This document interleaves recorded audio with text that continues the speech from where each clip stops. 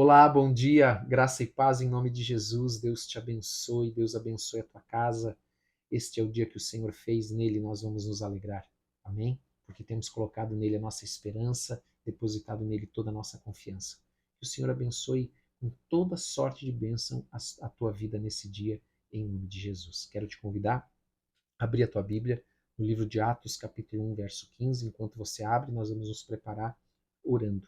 Amém? Seja bem-vindo, você que já estava aqui aguardando, que está chegando, você que vai acompanhar mais tarde. Deus te abençoe, em nome de Jesus. Vamos orar. Senhor, em nome de Jesus, nós queremos te agradecer por esta manhã, por esse privilégio de estarmos aqui nesta sexta-feira, dia 22 de dezembro, podendo compartilhar a tua palavra. Pedimos que o Senhor nos dê do teu espírito para entendermos a tua palavra, para praticarmos a tua palavra e agradarmos o Senhor em tudo aquilo que nós fizermos, em nome de Jesus. Amém e amém. Quero te dar um aviso importante. Amanhã, às 19 horas, nós vamos fazer o nosso culto de Natal, porque você sabe que o dia 24 caiu no domingo. Muitas pessoas vão estar passando com a sua família, vão estar juntos com a família e não vão poder participar no culto no domingo. Então nós antecipamos para sábado, dia 23, às 19 horas. Então amanhã, sábado, às 19 horas, nós vamos fazer o culto. Você é o nosso convidado, eu tenho certeza que o Senhor vai trazer uma palavra e vai falar poderosamente ao teu coração, em nome de Jesus. Amém? Vamos ler aqui esse texto que está então em Atos capítulo 1, verso 15.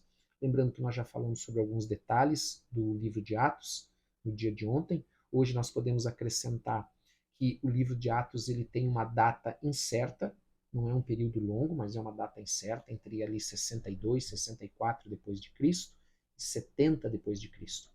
Alguns acreditam e entendem que foi por volta de 62, 64 e outros a partir de 70 depois de Cristo.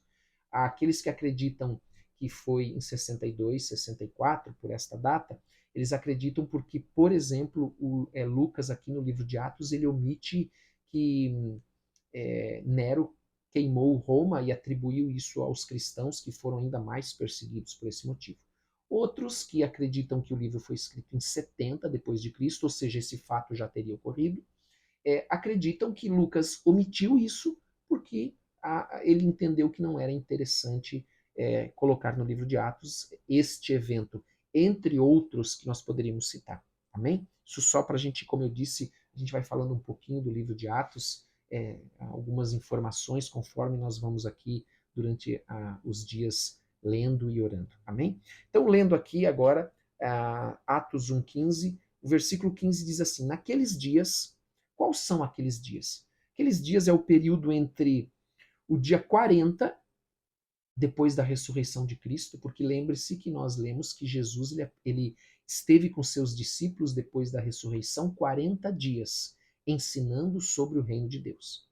Então, este período desses dias, naqueles dias que nós estamos lendo aqui no versículo 15, ele faz parte desses 10 dias. Nós não podemos precisar qual dia, mas desses 10 dias entre o 40, que Jesus subiu aos céus, porque ele esteve com os discípulos 40 dias, e o dia 50, que é o Pentecostes. Pentecostes são 50 dias depois da ressurreição.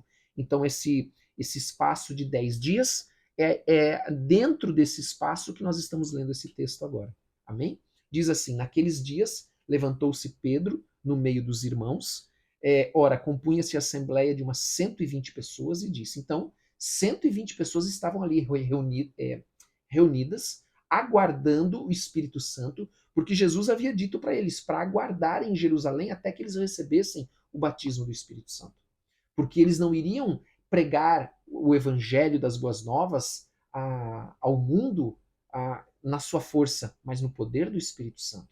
Então eles iriam receber o poder para poder testemunhar, para que pudessem operar sinais, prodígios, curas, como de fato aconteceu e nós vemos no livro de Atos. Amém? Então eles estavam lá em Jerusalém aguardando e era em torno de 120 pessoas. Versículo 16 diz assim: irmãos, convinha que se cumprisse a escritura que o Espírito Santo proferiu anteriormente por boca de Davi. Então nós vemos aqui Pedro dizendo que toda a escritura ela é inspirada pelo Espírito Santo. O salmo, no caso que ele se refere aqui, é o Salmo 69, 25, que depois nós vamos falar sobre isso, e o Salmo 109, 8, que faz referência ao traidor e ao substituto. Amém? Então ele vai fazer referência a esses dois eventos, o traidor, que é Judas, e o substituto, que nós vamos ver depois, que é Matias. Amém? Então, veja, importante aqui nesse versículo nós entendermos que toda a palavra de Deus é inspirada pelo Espírito Santo.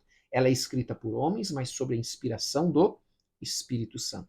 Então diz que foi profetizado anteriormente por boca de Davi acerca de Judas, que foi o guia daqueles que prenderam Jesus, porque ele era contado entre nós e teve parte neste ministério. Então, o que Pedro está dizendo aqui?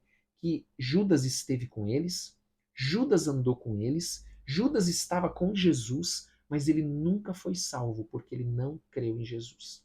Então isso aqui abre um parênteses para nós refletirmos que tem pessoas que podem estar, ou nós, podemos estar dentro da igreja, mas não sermos salvos.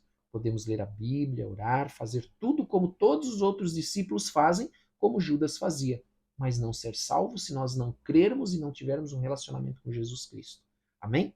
Então isso é muito importante, porque é possível a pessoa crer, a pessoa estar na igreja, a pessoa ser batizada e ela não estar salva porque ela não obedece os mandamentos do Senhor, porque ela não crê. Amém? Versículo 18. Vamos ver o versículo 18. Ora, este homem adquiriu um campo com preço da iniquidade. O que é o preço da iniquidade? São as 30 moedas que Judas recebeu pela traição dos sacerdotes. Aqui Lucas atribui que esse campo que nós vamos ver aqui, que é o campo de sangue, que foi um campo comprado pelos sacerdotes para enterrar indigentes, pessoas que morressem, né, e não tivessem túmulo, lugar da família para que fossem enterrados, eles então compraram um campo para que fizesse isso. E aqui Lucas atribui esse campo como sendo propriedade de Judas, porque se você lembrar, Judas, quando recebeu as 30 moedas, depois ele, movido de remorso, de culpa, lembre-se que eu falei que remorso é uma coisa, arrependimento é outro, tanto que no grego a palavra remorso é uma e a palavra arrependimento é outra, são significados completamente diferentes. Ele vai lá, lança as moedas no templo, porque ele tem remorso pelo que ele fez, mas os sacerdotes dizem, nós não podemos pegar esse dinheiro, porque esse dinheiro é preço de sangue. Então eles compram esse terreno, esse local, e ali então é atribuído aqui por Lucas a Judas, porque de fato o dinheiro pertencia a Judas. Amém até aqui? E continuando aqui, vamos ver aqui. Versículo 19.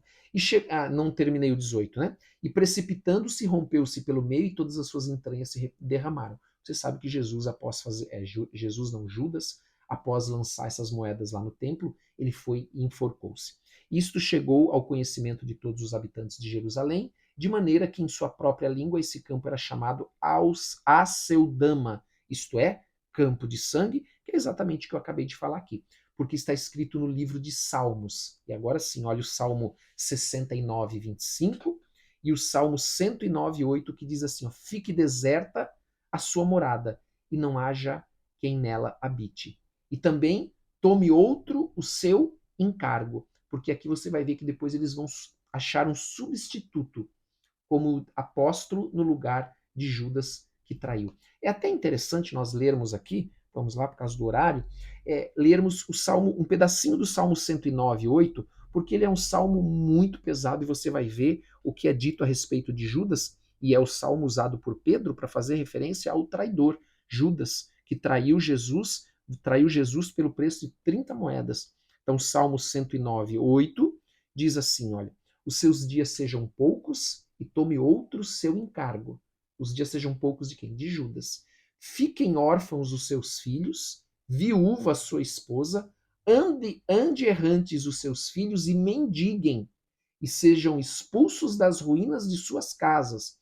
De tudo que tem, lance mão o usurário, né? Do fruto do seu trabalho, esbulhem-no os estranhos. Até aqui tá bom, né?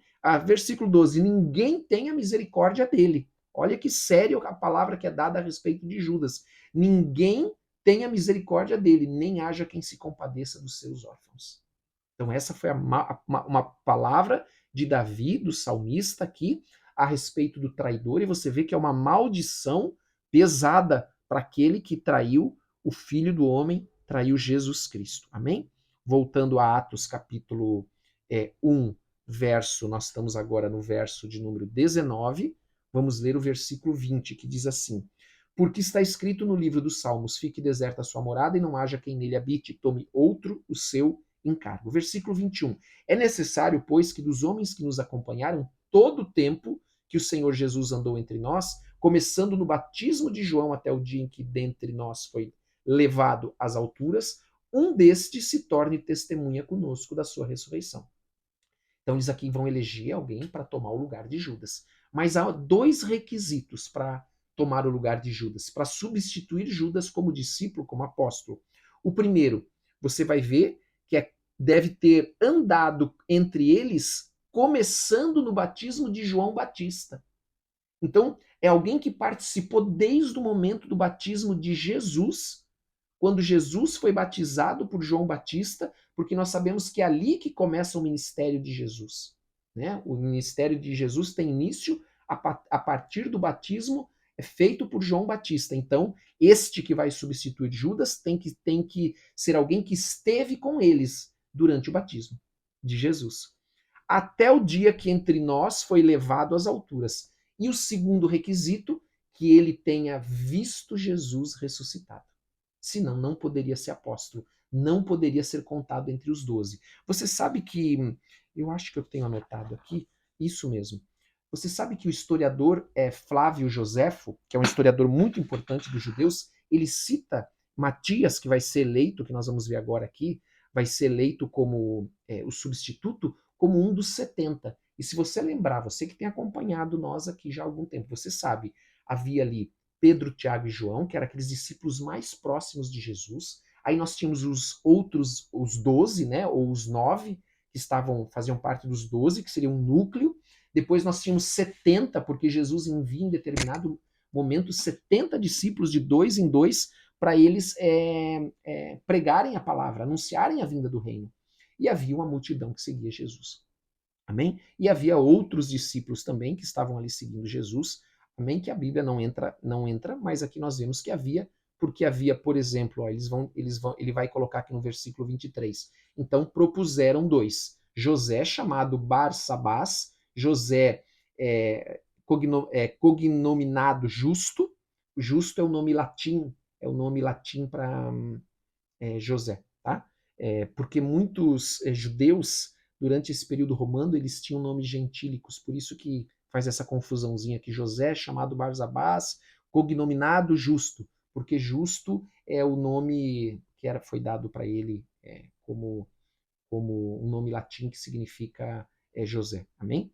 E Matias. Matias significa dom de Deus. Amém? Então, versículo 24. E orando disseram, tu, Senhor, que conheces o coração de todos, revela-nos qual destes dois tem escolhido. Então eles fizeram uma oração para saber qual dos dois eles deveriam escolher, nos ensinando que nós temos que orar sempre. Porém, para preencher esta vaga desse ministério e apostolado, do qual Judas se transviou, indo para o seu próprio lugar, ou seja, para o inferno por ter rejeitado Jesus. Amém? E o lançaram em sortes. Ou seja, aqui é a última vez que nós vemos uma referência de sorte ser lançada para decidir alguma coisa. Era uma prática muito comum no Antigo Testamento. Mas aqui é a última vez que nós vemos na Bíblia uma referência a ser lançada sorte. Por quê? Porque logo na sequência nós vamos ter o Pentecostes, aonde agora com a presença do Espírito Santo não é necessário lançar sorte, porque o Espírito Santo ele vai dirigir todas as coisas. Amém? E lançaram sorte, vindo a cair a sorte a recair sobre Matias, sendo-lhe então votado o lugar com os 11 apóstolos. Amém? Até aqui, que nós hoje já estamos com 14 minutos, eu quero fazer uma rápida oração nessa manhã, para que você possa se dirigir aí para o seu trabalho, você que está indo para o seu trabalho também, em nome de Jesus. Pai, nós queremos te agradecer por esse dia. Pedimos que o Senhor abençoe a cada um que está aqui. Abençoe o dia, abençoe a família, cubra com o sangue de Jesus. Dê ordem aos teus anjos para protegê-los e guardá-los de todo mal. Pai, vai protegendo, vai guardando, vai abrindo os caminhos, vai tirando toda armadilha, vai tirando todo o mal, Senhor. Vai ungindo o teu povo da cabeça aos pés, cobrindo com o sangue de Jesus e quebrando todo jugo maligno, em nome de Jesus.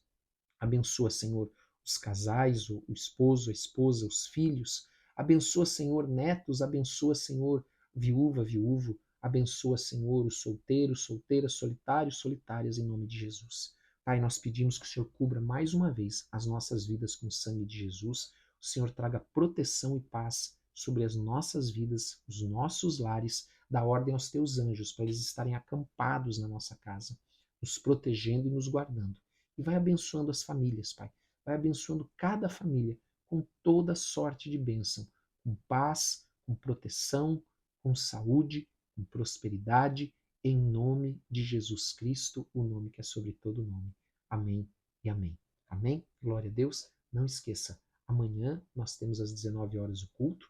Hoje, às 22 horas, nós temos a nossa oração da noite, que tem sido uma bênção. Você que tem acompanhado, que Deus te abençoe muito, poderosamente. Não esqueça de dar like, não esqueça de compartilhar e não esqueça de colocar os teus pedidos de oração nos comentários. Nós não vamos parar de orar, vamos continuar orando todos os dias em nome de Jesus. Amém? Glória a Deus. Deus te abençoe. Tenha um ótimo dia.